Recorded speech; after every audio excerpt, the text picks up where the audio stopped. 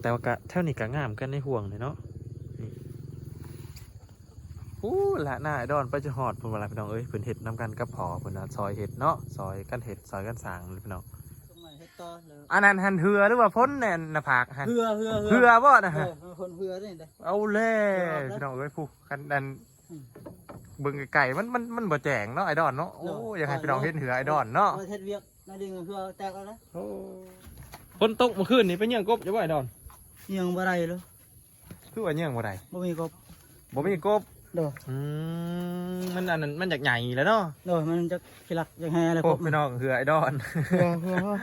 โอ้อยู่เทิงในบ่เห็นเนาะลงมาหลุมเนาะสัตว์เจนเลยเหือเนาะคันว่ามีอันลูกไม่เมียมาอยู่นำจักอีกเฮ็ดเพื่อนเฮ็ดเพื่อลูกเพื่อเมียได้พี่น้องเลยฮะแม่นเนาะเพื่ออนาคตบ่แน่ได้เนาะไอดอนเนาะแม่นเพื่อแม่นเนาะโดยสเปคไอดอนนี่แบบได้สเปคมักเลยรุ่น15ก็ได้มักเนาะ14 15เลยแม่นคันมักนะว่าเรื่องมักเลยนะใจมักสำนั้นจากใดนะคันว่ามักคันว่าเลือกได้อยู่ซั่นบ่โดย14 15พอดีเลยสำนั้นแล้วเนาะได้อันแม่ห่างนี่ก็แห้งขัดคือกันได้ดอนแม่ห่างกับคันเอาได้อยู่แม่ห่างกับปกติเนาะคันเพิ่นมักนะเพิ่นมักเนาะเพิ่นกับปกติเฮาว่าทุกอย่างสังสีเฮาได้คือกันแดนเพิ่นติฐานะเฮานี่แหละเนาะแล้วลังค่าได้พอมุ่งมื้อใดบัดนี้กันได้สังสีก็มุ่งมื้อนี้แล้วกันนั้นโอ้สังกะสีท่านได้มาบ่ถ้าเบาหญ้าแล้วถ้าเบาสัญญามาเนาะตอนนี้สิสั่งให้รถไอ้แกมาส่งพุ่นล่ะโดย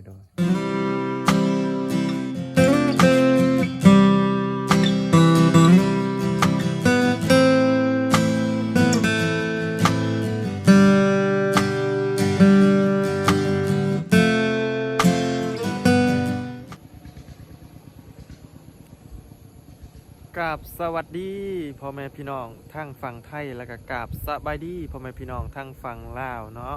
แล้วก็ขอกราบสบายดีพ่อแม่พี่น้องที่รับส้มรับเบิงอยู่ต่างประเทศเนาะพี่น้องเนาะก็ยินดีต้อนรับทุกท่านเข้าสู่ช่อง YouTube บ่าวลาหน่อยคือเก่านะทุกคนเนาะวันนี้ก็บ่าวลาหน่อยพาพี่น้องมาอัปเดตเพื่อนไอดอลอีกเส้นเก่าเส้นเคยพี่น้องเอ้ยเนาะก็คือทุกเทือที่เขาเปิดภาพเพื่อนไอดอลมากกะยังอดสะอ้อนเข่าไอดอลบอได้คือเก่าพี่น้องก็เลยต้องมาเปิดภาพในเข่าของไอดอลพี่น้องงามมาดิเข่าเพื่อนพี่น้องเนาะก่อนเท่าสีเขาไปหาไอดอลเท่าสีพาพี่น้องสำรวจเข่าเพื่อนก่อนพี่น้องไปสำรวจเข่ารอบๆกันพี่น้องไปนี่และพี่น้องที่บอลาหน่อยอดสะอ้อนเข่าไอดอลบอได้เนาะเขาสิพาพี่น้องสำรวจบรรยากาศอันทัวร์ทองไฮทองหน้าก่อนพี่น้องเอ้ยเนาะกะหลายคนหรือว่าหลายทานเนาะหรือว่าหลายผู้ใหญ่ใจดีเพิ่นเนาะที่อยู่เมืองหนองเมืองหน้าเพิ่นอาจจะบ่ได้เห็น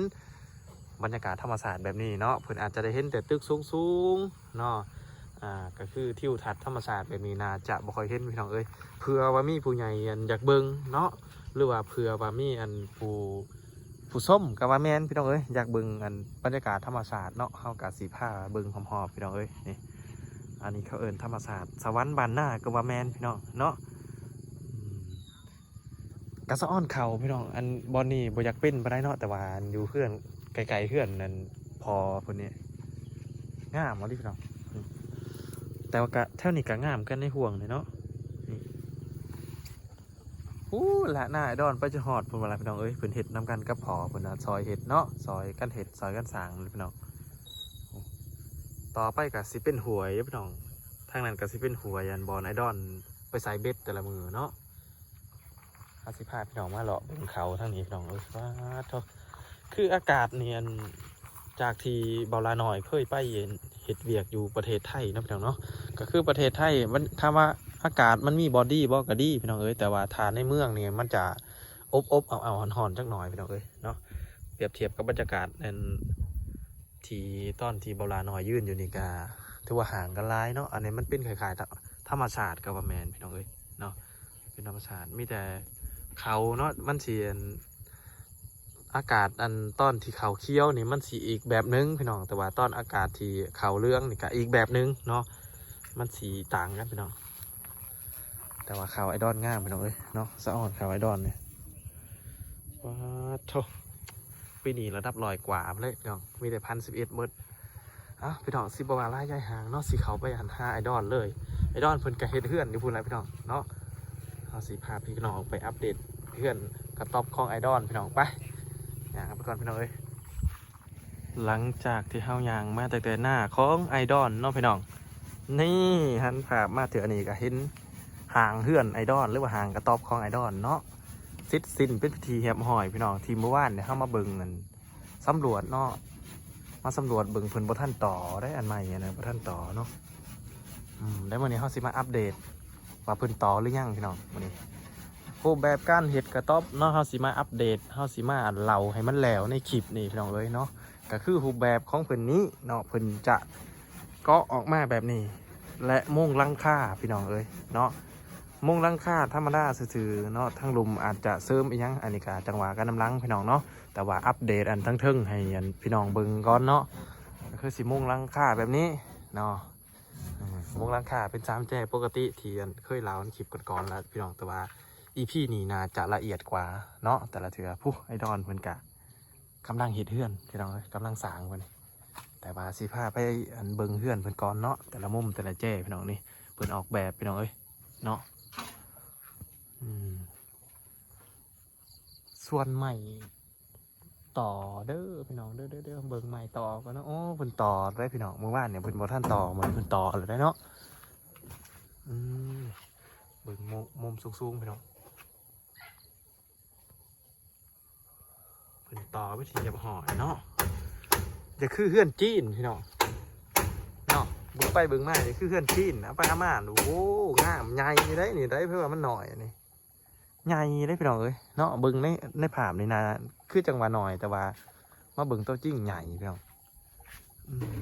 อันนี้เนาะรายละเอียดมุมแบบนี้เนาะก็คือเพิ่นต่อที่เมื่อวานเนี่ยบาลาหน่อยสอบถามทั้งพอเพิ่นแล้วก็ทั้งไอดอลเนาะเพิ่นว่าใหม่มันบ่พอใหม่มันบ่ถึงเนาะก็เลยเพิ่นต่อพี่น้องเอ้ยก่อนอื่นเท่ากับไปทักทายไอดอลกันเนาะไซส์หลายไอดอลก็ได้ โอ้หายากขนาดเนาะสบายดีเด้อไอดอลสบายดีเด้อโอ้ยเรากลับมาฮอมนี่แล้วเนาะเอ้าซื้อว่าไซส์ละพอไปไซส์เหมือนนี่ฮะพอเพิ่นไปไซส์เหมือนนี่ฮะอยู่บ้านพุ่นเพิ่นท่านได้ออกมาบ่หรือว่าเพิ่นบ่ออกมื้อนี้ออกเนาะแต่ว่าท่านได้ออกเนาะสองผู้ไอดอลอยู่สูงก็เลยรอเนี่ยสัมผัสกับสัมผัสยากพี่น้องไอดอลอยู่สูงเฮ็ดทางเราเฮ็ดทาแล้วบ่เนี่ยใช้มื้อเช้านี่เริ่มแต่ได้นี่ฮะนี่เริ่มนี่ฝนตกเริ่มจากมองนี่บ่มื้อเช้านี่โอ้เฮ็ดทาเลยมื้อนี้ฮะผู้ใดเป็นคนต่อเนี่ยไอดอลนี่ต่อแป้นเนี่ยไพ่เป็นต่อไมเซนอันนี้ไพ่เป็นคนต่อเนี่ยเจ้าเองว่าต่อเนี่ยป่อต่อยูรุมหรือต่อยูเทิงอันนี้ต่อยูรุมแล้วขึ้นไปเทิงบ่ต่อยูเทิงเลยต่อนี่ยูเทิงเลยบ่นี่ฮะโหต่อยูเทิงเลยเนาะใส่โมทางลุมนี่ยังเพื่อมันดันกันยาหอเหยียบมันอ่อนนะโดยพี่น้องนี่เพิ่นเอาอันนี้ดามเลยโอ้บาลาหน่อยแคว้นจนว่าปวดเตืองจังดีเนาะบาลาหน่อยกับประมาณ55 กิโลได้พี่น้องแต่ว่าปวดเตืองเลยความแข็งเนาะโอ้แล้วเมื่อวานนี่เฮ็ดฮอตไซส์วันนี่เฮ็ดฮอตนี่หน่อยจากคนตกโทรมาส่งมาเฮ็ดต่อเลยอันนั้นหันเหือหรือว่าพ้นเนี่ยหน้าผากฮะเหือบ่นะฮะคนเหือนี่เด้เอาเล่พี่น้องเอ้ยผู้กันดันเบิ่งไก่มันบ่แจ้งเนาะไอดอลเนาะโอ้อยากให้พี่น้องเห็นเหือไอดอลเนาะเฮ็ดเวียกน่าดึงเหือแตกแล้วนะโอ้ยนี่บ่ได้ชื่อคนแดดแห้งเต็ก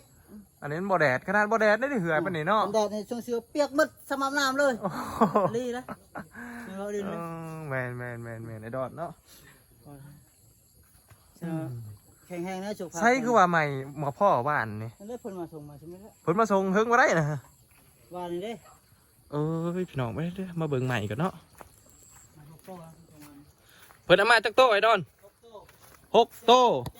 7 โต๊ะบ่พี่น้องนี่เพิ่นมาส่งใหม่เนาะปั่นลม8บ่อันนี้กระแมนตัวปั่นลมอันนี้ตัวปั่นลมปั่นสายเนาะนี่พี่น้องเพิ่นมาส่งก็คือหมู่บ้านนี่สอบถามเพิ่นบ่พ่อเนาะเพิ่นก็เลยมาส่งให้ขาดวันนาจักมือสิแล้วไอ้ดอนอันนี้มื้อนี้สิ ที่บุ้งเลยวันนี้ 4 โมงเลยบ่มื้อนี้ โดย ขาดว่าน่าจะแล้วมื้อนี้ว่าซั่น เวลาวันนี้ก็มาอื่นเท่านั้นแล้วเอา ก็คือบ่มื้อนี้กับมื้ออื่นเนาะแล้วเนาะ โดย อืม คนมาตกนะมาเคิร์กอย่างแล้วยักยันแต่เคิร์กตัวเวียก เห็นเคิกเวียกเคิกงานเนาะ โดย โอ้ก็คือไอดอนมันบ่มีเวลาลงมาเว้าน้ำพี่น้องเลยพี่น้องเอ้ย ชิลงแล้วพอแล้วทีนี้ พอแล้วบ่นะฮะ พอแล้ว โอ้มันแล้วเลยเนาะ ถ้าอายมาไทยนั่นปลาลมไทยเป็นไทยสักเดียวเลย โอ้อันเนี้ยคืออันต้งอีกทั้งเทิงหันแล้วมาแล้ว ในไทย ไม่เซ็นทั้งเทิงใส่มาแล้ว ใช้ข่าวมันใช้ท่าข่าวเราที่ท่า อืม ถ้า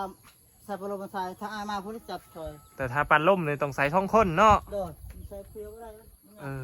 อแมนพี่น้องโอ้ไปเลยน้อย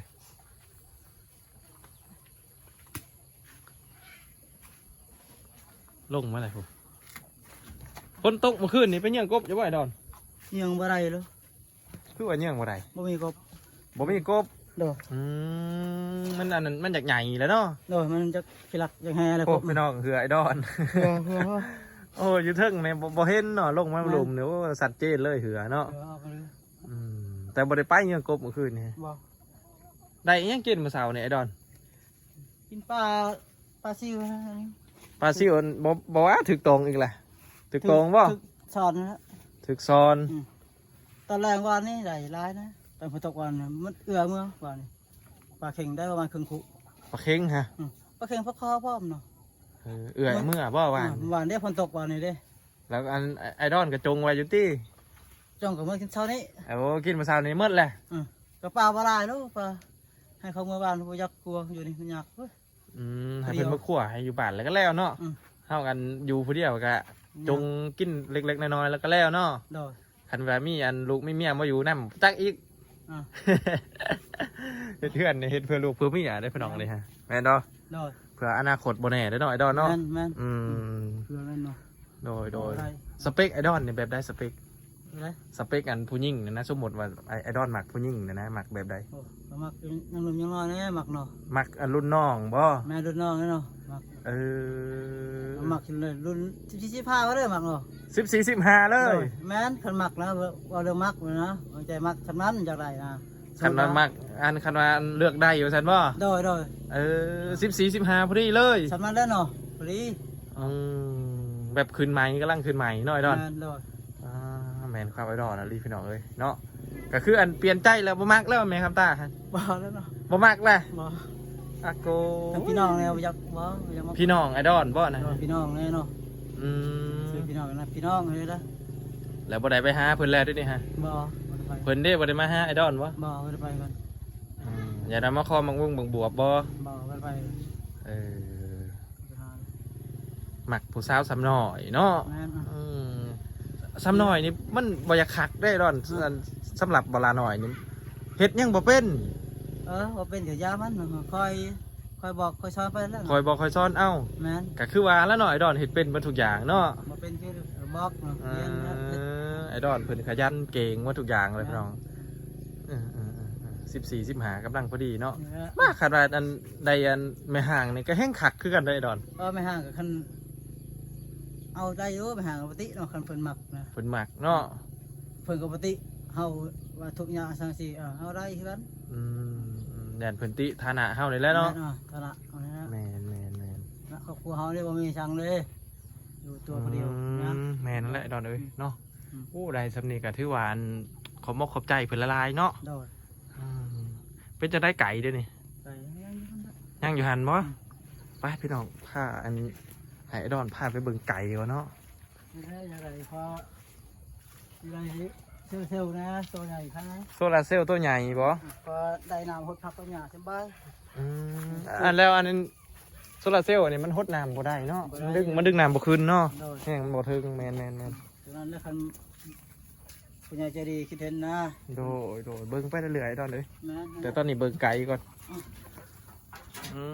เกลืออยู่บ่ไก่ในตอนเช้า เข้าทางเดียว นี่ดอกไก่ไอ้ดอนโอ้งามรีตัววายนี่เนาะ โดย บ่มีกลิ่นเนาะไอ้ดอนเนาะกินขี้กินช่างมันบ่มีเนาะ ลูกซอดแกตีเลย ตัวไหนลูกสอดไก่ตี นี่สูงแม่มาได้เลย สูงๆเนี่ยได้ โดย ส่งคือด้วยเนาะ ห้าตัวมีกะตีมันสักตีอยู่บ้านไก่ก่อนอยู่บ้านไก่เอื้อนเขาอยู่บ้านกะตีมาแล้วนี่ทำไมพอมันเสียแล้ว โอ้นี่ไก่ไก่ผูนาแดงๆเลยเนาะ สีดำชื่อดำชื่อคือโดนจะผูกไม่แม่นี่ คือว่าเห็นไก่ผูตัวเดียวบ่อยดอนซองโตได้เนาะนี่กำลังขึ้นนั่นอยู่ ซุ่มข้าวซุ่มดังๆซุ่มหนองไก่อยู่นี่ ลูกสอดไก่ตี้เนาะ พูด4-5ตัวนะไปตีพี่น้องอยู่เทิงก็เห็น ตีซุ่มนี่ไปลาดซ้อม คันไก่ตี้นี่ส่งคือแล้วนะเนาะ โดด และอันพักได้ดอน ครับ เบิ่งไก่เลยพี่น้องสิพาไอ้ดอนไปเบิ่งพักได้บ้านนี้พักได้ใหญ่ฮอดคันได้เลยโอ้แน่มาใกล้ๆพี่น้องเห็นเรื่องๆให้ดอนพาไปดีกว่าพี่น้องเอ้ยเนาะไปเบิ่งพี่น้อง คนตกมันน้ำท่วมตลอดเลย โอ้น้ำมันหล่นอีกเลยพี่น้องฮะสังเกตจากดินก็เห็นเลยว่าน้ำมันหล่นเนาะมันคอยเลยลุก น้ำหล่นพี่น้อง แต่งลายปู ใช่มักแตง แต่ง มักแตงไอ้ช่างอะนะ แต่งกวา แตงกว่าบ่ แต่ง คือมาปลูกลายแต่คุมเดียวอะ ลายไปใส่นิดนึงชุดลายอะไร บ่ตอนใส่น้อยเดียว เดี๋ยวประมาณเมื่อไรใส่ โอ้มันบ่ฮู้เดี๋ยวมันสิออกจากไหนเนาะ นั่นแล้วอ่ะ ใส่เพื่อมินซื่อ โดย ๆอันนี้หันจักป้องอันนี้ ทงเดียว เป็นธงบ่ โดย มักแต่งธงพี่น้อง แต่งทงนี้ ธงเดียวบ่นี่ โดย จักคุ้มอัน1 2 3 4 5 6คุ้ม โดย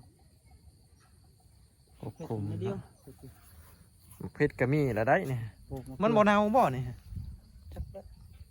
น้ำคังเลยเนาะยาเน่าอยู่นะ เครือมีเลยตัวสองกบ มะเขือก็มีแล้ว สองกบ มันผักกาดนี่ก็น้ำก็ลาดไปน้ำแล้วก็มี โดย ทั้งพูนผักซี่บ่ทั้งพูน ห้องปอก ผักหอมปอม โดย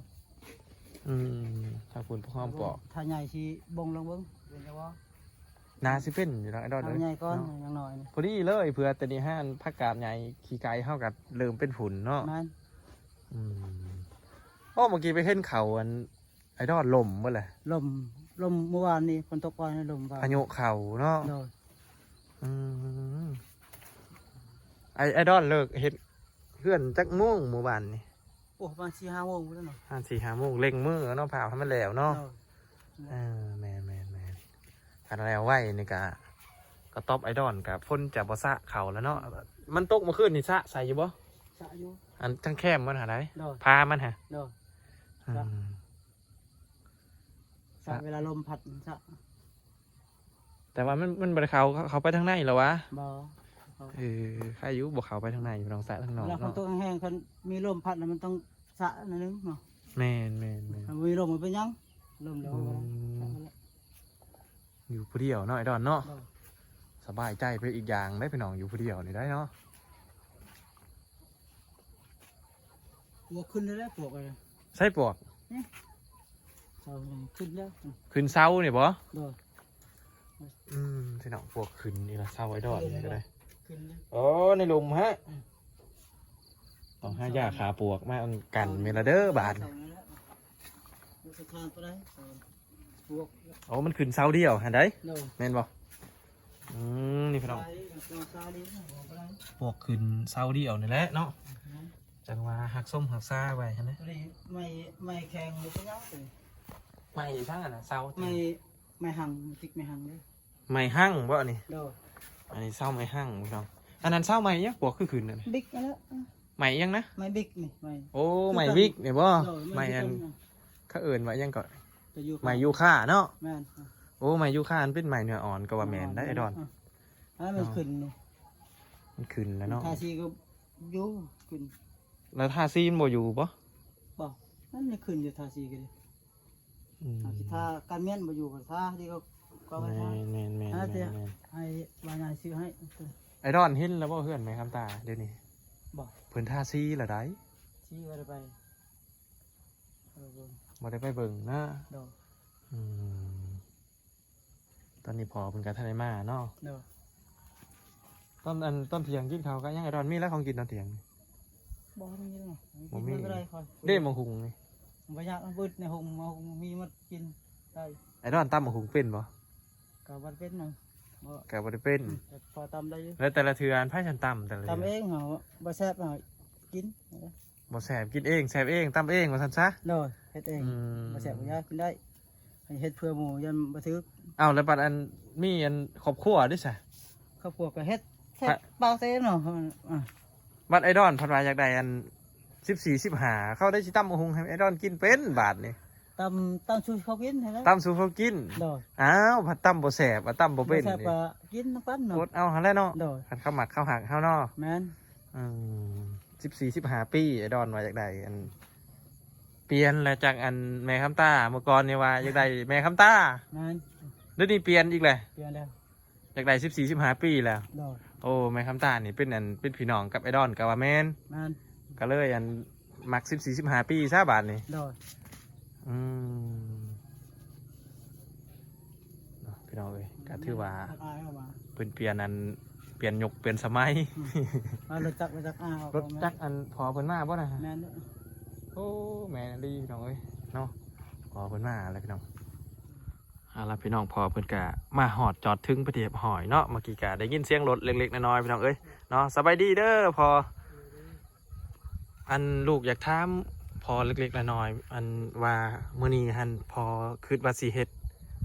อีหยังในเกี่ยวกับเพื่อนของไอดอนเกี่ยวกับกระต๊อบของไอดอนมื้อนี้นะอยากอัปเดตให้ FC เบิ่ง มันทั้งนั้นนะ ก็มีแต่ป่านทราย แล้วก็ ป่านลมป่านทราย ทั้งนี้แล้วก็ใส่ปันลมมัน ใช้เจียนขาวทั้งไหน เนี่ยใส่ โอ้คางนั้นที่มันสวดออกมาเห็นบ่มันสอดออกมาบ่แล้วก็ใส่อันป่านนี่ช่างกว่าป่านล่มบ่อันนี้เขาเอิ้น ลมมัน ป่านล่มเนาะตัวนี้ เดี๋ยว แล้วตัวได้ป่านทราย ตัวนี้ นี่ อืมทางคางนี่ป่านล่มอันนี้ป่านทรายเนาะ โดย ฮักกะฮูเพื่อนได้พี่น้องแล้วลังค่าได้พอมุ่งมือได้มันนี่ เนี่ยกันอะไรสังสีกับมุ้งมันนี่แหล้วกันนั้น โอ้สังกะสีท่านได้มาบ่ ทาเบาหญ้าไว้แล้ว ถ่าเบาสัญญามาเนาะตอนนี้ ที่สั่งให้รถไอ้แกมาส่งพุ่นล่ะ กันว่าสิ โดย ตัดตัดตัวนั้นแล้วตัวมันเหลือตัวก่อนตัดมุ้งกันมุ้งกัน แม่นทาก็ทาคุณพาแล้ว โดยก็คือบ่าวสัญญาตอนนี้ยังติดภารกิจอยู่บ้านอยู่บ่าวสัญญากลับมาบ้านเมื่อวานนี่เนาะเดี๋ยวเราสิมาอัปเดตกันกำลังเนาะพี่น้องเนาะว่าขั้นตอนการมุ่งเพื่อนของอันไอดอนโคตรขยันเพิ่นเนาะพี่น้องก็คือมาอัปเดตให้พี่น้องเบิ่งได้มื้อนี้ก็มี2เรื่องพี่น้องเอ้ยเรื่องที่1ก็คือเพื่อนเนาะหรือว่ากระต๊อบแล้วก็เรื่องที่2ก็คือความรัก เพิ่นเปลี่ยนอันรสนิยมเป็นที่เข็บห้อยเนาะพี่น้องฮะ ที่สามจะได้แพ้ตอนนั้น เรื่องที่3บ่ โดย ได้จังล่มกันน้ำลังอันนั้นเนาะพี่น้องเนาะอาจจังได้กาฝากไปติดตามคลิปหนาเนาะทุกคนเนาะว่าสิเป็นอย่างไรเนาะสำหรับคลิปนี้เฮากะสิขอกล่าวคำว่าสบายดีพี่น้องสบายดีเด้อไอดอน สวัสดี